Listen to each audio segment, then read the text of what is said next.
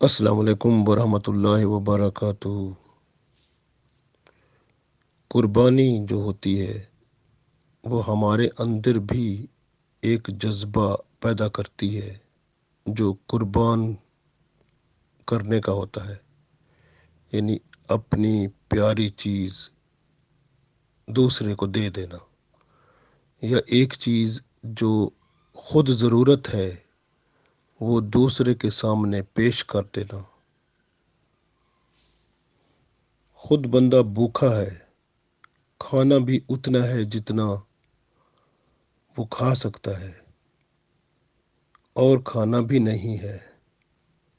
ضرورت مند ایک بھوکا اگر آ جاتا ہے اور بندہ وہ کھانا اس کو دے دیتا ہے اور خود بھوکا رہ جاتا ہے، یہی ایثار ہے، یہی قربانی ہے۔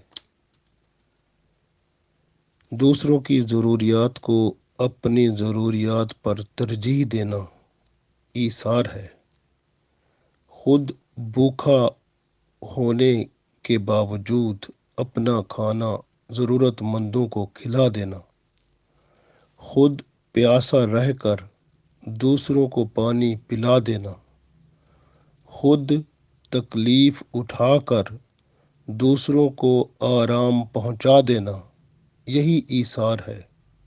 اور اس کی خوبصورت مثال رسول پاک صلی اللہ علیہ وآلہ وسلم کی وہ ہجرت ہے جو آپ صلی اللہ علیہ وسلم نے مکہ شریف سے مدینہ شریف کی، اور پھر ہجرت مدینہ صلی اللہ علیہ وسلم کا خوبصورت وہ منظر کہ جب ایک انصار اور ایک مہاجر بھائی بھائی بنا دیا گیا، اور اس وقت مہاجر جو تھا اس کے ساتھ انصار نے جو ایثار کیا، اس کی مثال دنیا میں کہیں نہیں ملتی۔ حتیٰ کہ اگر ایک انصار کے ہاں دو بیویاں تھیں تو اس نے ایک کو طلاق دے کر اپنے بھائی کے لیے حاضر کر دی۔ اگر اس کے پاس دکان تھی تو آدھی دکان اس نے بھائی کو حاضر کر دی۔ اس کے پاس اگر زمین تھی اور مال تھا یا باغ تھا، اس نے اپنا آدھا مال، آدھی زمین اور آدھا سامان دوسرے بھائی کے لیے حاضر کر دیا۔ تو یہ ہے ایثار، جس میں وہ ضرورت مند جو ہوتا ہے وہ اپنی وہ پیاری چیز جو خود ضرورت ہوتی ہے وہ بھی حاضر کر دیتا ہے۔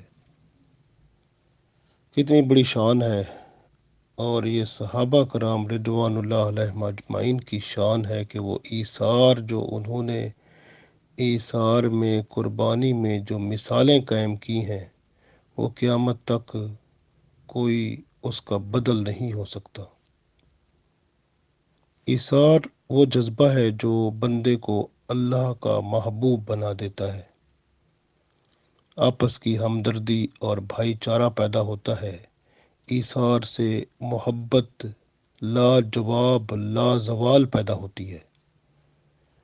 حضرت ابو ہریرہ رضی اللہ تعالیٰ عنہ سے روایت ہے کہ ایک شخص رسول پاک صلی اللہ علیہ وسلم کی خدمت میں حاضر ہوا اور عرض کیا کہ میں سخت مشقت میں ہوں۔ آپ صلی اللہ علیہ وسلم نے اپنی زوجہ مطہرہ کی طرف پیغام بھیجا، تو پھر ان کی طرف سے جواب آیا کہ اس ذات کی قسم جس نے آپ صلی اللہ علیہ وسلم کو حق کے ساتھ مبعوث فرمایا ہے، میرے پاس صرف پانی ہے۔ پھر آپ صلی اللہ علیہ وسلم نے دوسری زوجہ محترمہ کے گھر پیغام بھیجا، تو وہاں سے بھی اسی طرح کا جواب آیا۔ تو جب آپ صلی اللہ علیہ وسلم کے گھر سے صرف پانی ہی تھا اور کوئی کھانے کی کوئی چیز موجود نہ تھی، تب آپ صلی اللہ علیہ وآلہ وسلم نے صحابہ کرام رضوان اللہ علیہم اجمعین سے فرمایا کون شخص ہے جو آج رات اس کی مہمان نوازی کرے؟ ایک انصاری نے عرض کیا، یا رسول اللہ صلی اللہ علیہ وسلم، میں کرتا ہوں۔ پس وہ اپنی قیام گاہ کی طرف چلا گیا اور اس مہمان کو بھی ساتھ لے گیا۔ اپنی بیوی سے عرض کیا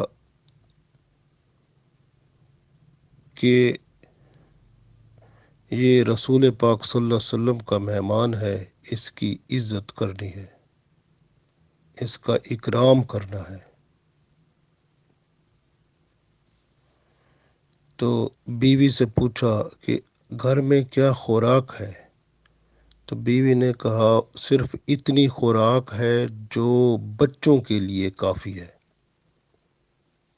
تو اس انصاری نے فرمایا، بچوں کو کسی طرح بہلا پھسلا کے سلا دینا، جب وہ شام کو کھانا مانگیں تو بس ان کو بہلا پھسلا کے سلا دینا۔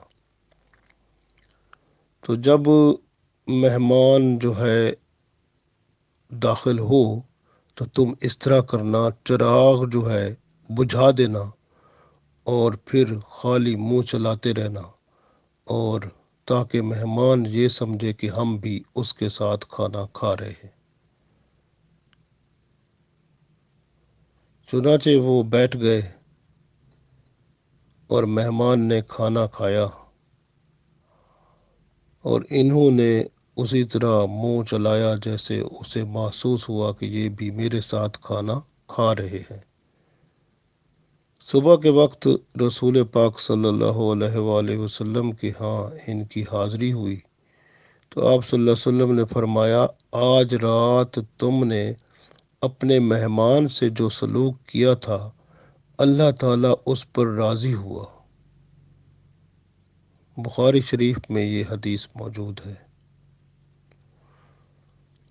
حضرت ابو موسیٰ رضی اللہ تعالیٰ عنہ سے روایت ہے کہ رسول پاک صلی اللہ علیہ وآلہ وسلم نے فرمایا کہ اشعری قبیلہ کے لوگوں کی یہ عادت ہے کہ جب جنگ میں ان کا زاد راہ ختم ہو جاتا ہے یا مدینہ طیبہ میں ان کے اہل و عیال کی خوراک کم ہو جاتی ہے تو جو کچھ ان کے پاس ہوتا ہے اسے ایک کپڑے میں جمع کرتے ہیں، پھر ایک برتن میں باہم ایک دوسرے کو تقسیم کر دیتے ہیں۔ فرماتے ہیں پھر آپ صلی اللہ علیہ وسلم کہ یہ جو قبیلے والے ہیں یہ مجھ سے ہیں اور میں ان سے ہوں۔ یہ حدیث مسلم شریف میں موجود ہے۔ تو گویا اب دیکھیں کہ ہمارے ہاں کیا ایسے ہوتا ہے کہ ہمارے جو رشتہ دار ہیں، قبیلہ کا مطلب خاندان ہوا نا، تو ہمارے خاندان میں جو ہمارے رشتہ دار ہیں، کبھی ہم نے دیکھا کہ وہ بھی بھوکے ہیں، ان کو کھانے کی ضرورت جو ہے ان کی کیا پوری ہو رہی ہے؟ کیا ہم نے اپنے کھانے کا سامان ان کے حضور حاضر کر دیا کبھی؟ یہ لمحہ فکریہ ہے۔ اگر اللہ نے کسی کو دیا ہے تو وہ دوسرے کی خدمت کرے، اس کے لیے حاضر کر دے۔ ایثار تو بہت اعلیٰ مقام ہے، یہ تو وہ مقام ہے کہ بندے کے پاس جو کچھ ہے سب ہی حاضر کر دے، اپنے پاس رکھے ہی کچھ نہ۔ لیکن ہم تو جو اپنے پاس ہوتا ہے وہ بھی ہم کسی کے حضور حاضر نہیں کرتے، وہ بھی ہم خود ہی اس پر قابض بنے رہتے ہیں۔ حضرت سہل بن سعد رضی اللہ تعالیٰ عنہ فرماتے ہیں، ایک عورت ایک بنی ہوئی چادر کے ساتھ آپ صلی اللہ علیہ وسلم کی خدمت میں حاضر ہوئی اور عرض کیا کہ میں نے اسے اپنے ہاتھ سے بنا ہے تاکہ آپ صلی اللہ علیہ وسلم کو پہناؤں۔ رسول پاک صلی اللہ علیہ وسلم نے اس کی ضرورت محسوس کرتے ہوئے اسے لے لیا، پھر ہمارے پاس تشریف لے آئے۔ تو یہ صحابی فرماتے ہیں پھر کیا ہوا، حضرت سہل بن سعد رضی اللہ تعالیٰ عنہ یہ فرماتے ہیں کہ ہمارے پاس آپ صلی اللہ علیہ وسلم تشریف لے آئے اور وہی چادر پہن رکھی تھی۔ ایک آدمی نے، ہمارے پاس بیٹھے ہوئے تھے، تو ایک آدمی نے عرض کر دیا کہ یہ کتنی خوبصورت ہے چادر جو ہے، یا رسول اللہ صلی اللہ علیہ وسلم یہ چادر مجھے عنایت فرما دیجیے۔ تو آپ صلی اللہ علیہ وسلم نے فرمایا ہاں۔ پھر آپ صلی اللہ علیہ وسلم جب مجلس سے تشریف لے گئے، چادر کو لپیٹ کر اس آدمی کو بھیج دیا جس نے اس کا سوال کیا تھا۔ صحابہ کرام رضوان اللہ علیہم مجمعین نے کہا اس بندے کو کہ تو نے تو اچھا نہیں کیا کہ رسول پاک صلی اللہ علیہ وآلہ وسلم نے تو اسے ضرورتاً پہنا تھا اور تو نے ان سے مانگ لیا، جب کہ تمہیں پتہ تھا کہ رسول پاک صلی اللہ علیہ وسلم کسی کے سوال کو رد نہیں فرماتے۔ تو اس نے کہا کہ اللہ کی قسم میں نے اسے پہننے کے لیے نہیں مانگا تھا، بلکہ میں نے تو اپنے کفن کے لیے اسے مانگا تھا۔ حضرت سہل بن سعد رضی اللہ تعالیٰ عنہ فرماتے ہیں پھر ہم نے دیکھا کہ یہی چادر واقعی اس بندے کا کفن بنی۔ سبحان اللہ، یہ بخاری شریف میں حدیث موجود ہے۔ حضرت ابو ہریرہ رضی اللہ تعالیٰ عنہ سے روایت ہے کہ نبی پاک صلی اللہ علیہ وآلہ وسلم نے فرمایا، دو آدمیوں کا کھانا تین کو کافی ہے اور تین کا کھانا چار کو کفایت کرتا ہے۔ مسلم شریف میں یہ حدیث موجود ہے۔ گویا اس کا مطلب یہ ہے کہ کھانا جو ہوتا ہے بندے کے پاس، اگر اور بندے اس میں شامل ہو جائیں تو کھانے میں برکت ہو جاتی ہے، کیونکہ کٹھے جو کھانا کھایا جاتا ہے اس میں برکت شامل ہو جاتی ہے، اللہ تعالیٰ اس کھانے کو بڑھا دیتا ہے۔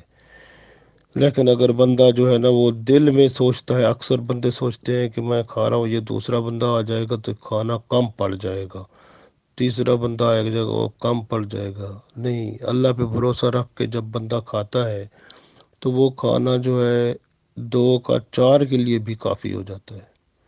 تو اس لیے ہمارا اللہ پر ایمان جتنا زیادہ ہوگا اتنی اللہ تعالیٰ اس چیز میں برکت عطا فرما دے گا۔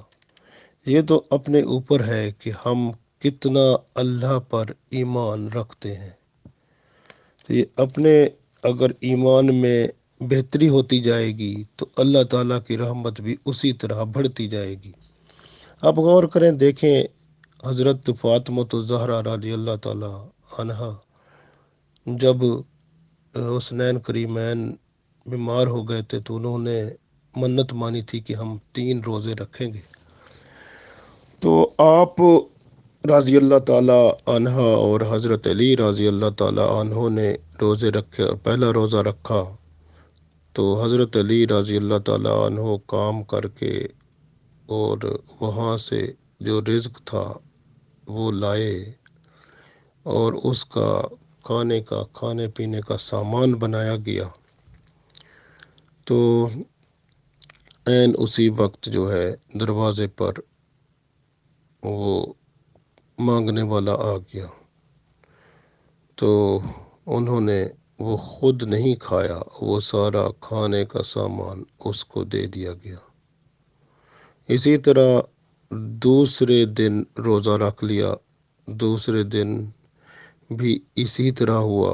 حضرت علی رضی اللہ تعالیٰ عنہ جو اپنی پاک کمائی کر کے کھانے کا انتظام کر کے لائے، اور حضرت فاطمہ الزہرا رضی اللہ تعالیٰ عنہا نے اسے گھر میں تیار کر کے دسترخوان پر رکھا۔ روزہ کھولنے کا ٹائم ابھی ہونے والا تھا تو فقیر نے التجا کی تو وہ سارا کھانا اس کو دے دیا گیا۔ اور پھر اسی طرح تیسرے دن بھی ہوا کہ تیسرا روزہ جب رکھا تو اسی طرح اس کے افطار کے وقت پھر وہی جو ہے کھانا جب تیار ہوا تو ایک سوال کرنے والے نے سوال کر دیا تو وہ کھانا اس کو دے دیا گیا۔ وہ اصل میں اللہ کا فرشتہ تھا جو کہ وہ ان کو دیکھ رہا تھا۔ تو یہ اللہ تعالیٰ خود ہی بندے کے اوپر اتنا مہربان ہوتا ہے اور بندے کی محبت کو، قربت کو وہ خود ہی دیکھتا رہتا ہے، جس طرح کہ حضرت ابراہیم علیہ السلام کے ساتھ اللہ تعالیٰ نے کیا تھا کہ ابراہیم علیہ السلام کو بار بار آزمایا، لیکن اللہ تعالیٰ نے ہر وقت ان کو آزمائش میں مکمل طور پر اس طرح پایا جس طرح کے ایک کامل بندہ ہوتا ہے۔ تو ابراہیم علیہ السلام کو جتنا بھی اللہ نے آزمایا تو ابراہیم علیہ السلام آزمائش میں پورے اترے۔ تو یہ ایثار ہے۔ حضرت فاطمہ الزہرا رضی اللہ تعالیٰ عنہ اور حضرت علی رضی اللہ تعالیٰ عنہ نے دیکھیں اپنا کھانا اس وقت جب کہ بندہ روزے سے بھوک والا ہوتا ہے تو آگے بھیج دیا۔ تو یہ ایثار کی اعلیٰ مثال قائم کی، اسی کو قربانی کہتے ہیں۔ آج ہمارے پاس جو ہے یہ قربانی کی جو عید ہے وہ بھی یہی سبق دیتی ہے ہمیں کہ ہم جو ہے اپنی پیاری چیزیں جو ہماری ضرورت کی چیزیں ہیں اسے بھی کسی کے حوالے کر دیں تو پھر ہم ایثار کا وہ مقام جو ہے اس میں سے کچھ حصہ ضرور پا سکتے ہیں۔ تو ایثار جو ہے یہ بہت بڑی عظمت ہے، اور اگر ہم اسی کو غور کریں تو ہمارا جو نفس ہے نا، نفس کے اندر بہت ساری خواہشات چھپی ہیں، کیونکہ بندے کا دشمن جو ہے وہ ایک تو نفس ہے اور دوسرا شیطان ہے۔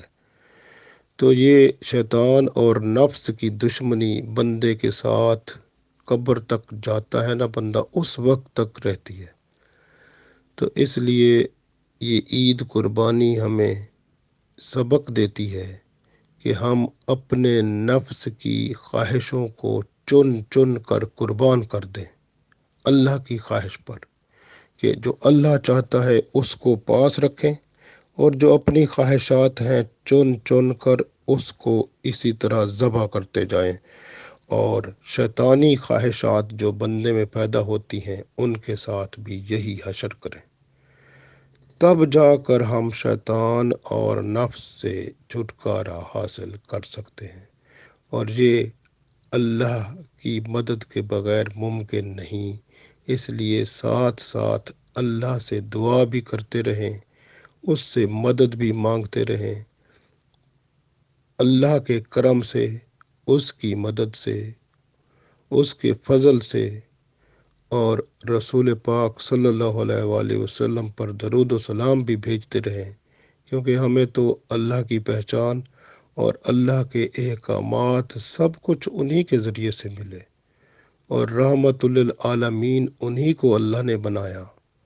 تو ہمارے اوپر بھی اگر رحمت کا قطرہ آئے گا تو وہ درود و سلام سے ہی آئے گا، کیونکہ رحمت للعالمین پر ہم درود و سلام بھیجیں گے تو رحمت ہم پر بھی برسے گی، اور رحمت کا برسنا جو ہے یہ خیر و برکت لاتا ہے، اور یہ خیر و برکت جو ہوتی ہے وہ نہ صرف بندے کے اپنی زندگی میں قائم رہتی ہے بلکہ بندے کی کئی نسلوں تک یہ خیر و برکت قائم و دائم رہتی ہے، اگر اللہ کی طرف سے یہ کرم ہو جائے اور درود و سلام بھی قبول ہو جائے اور رسول پاک صلی اللہ علیہ وسلم کی طرف سے بھی شفقت ہو جائے تو پھر الحمدللہ اللہ تعالیٰ اس بندے کے گھر کو خوشحال کر دیتا ہے، نہ صرف اس وقت بلکہ اس کی کئی نسلوں تک۔